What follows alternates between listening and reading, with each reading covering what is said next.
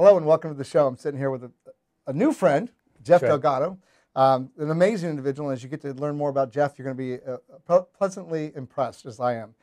Jeff, we're going to be talking about your bio and, what it is that kind of makes you tick. And you're an entrepreneur, you're successful, you really influence a lot of people's lives, but something had to influence you to become who you are today.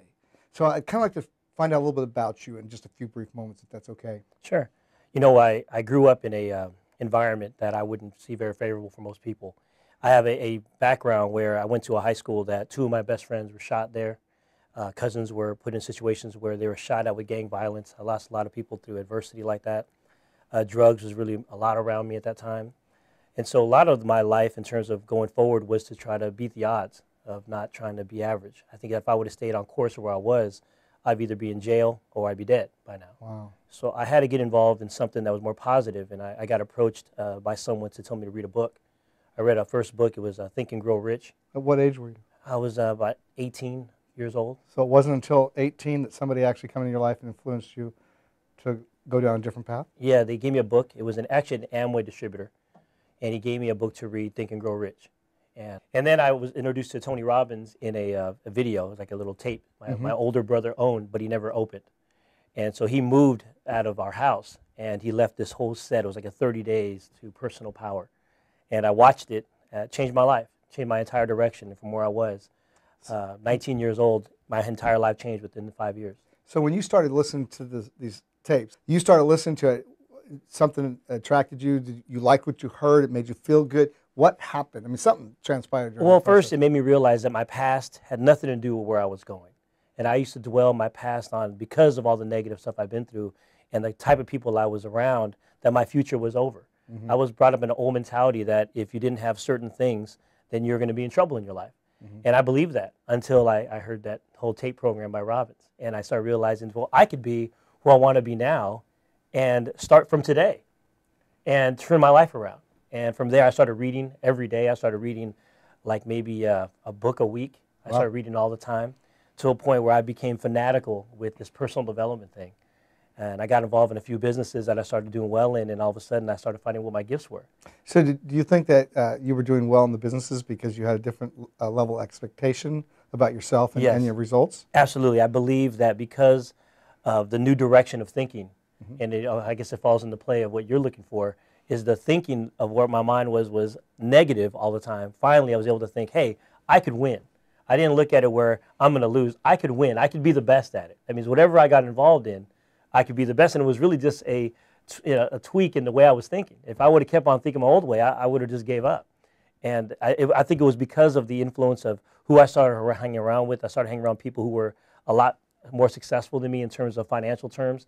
And I started hanging around guys who I wanted to be like. I started being around mentors, and it changed me.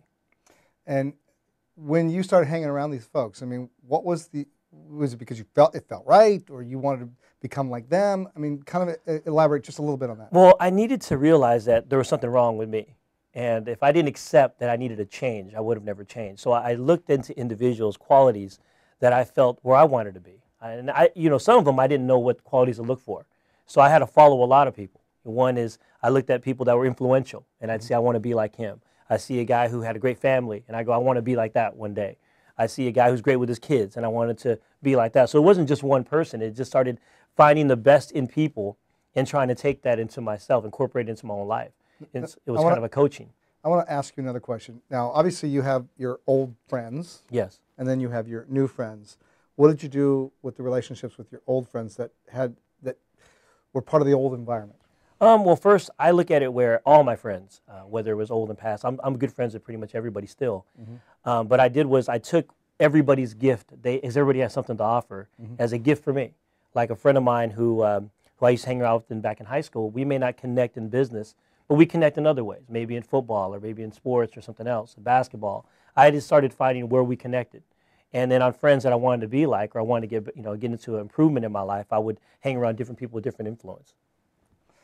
One of the things that I was taught early on, it talks about you have your negative and positive influences in your life, and to take the negatives and separate yourself from those negative influences so that you can actually surround yourself with more positive input, because we are a product of the things that we see and believe, right?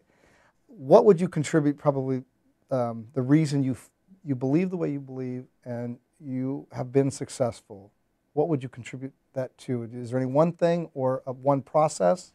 Well, I believe that, first of all, the whole thing you said, negative and positive, I believe that you have to be the positive force in a negative environment.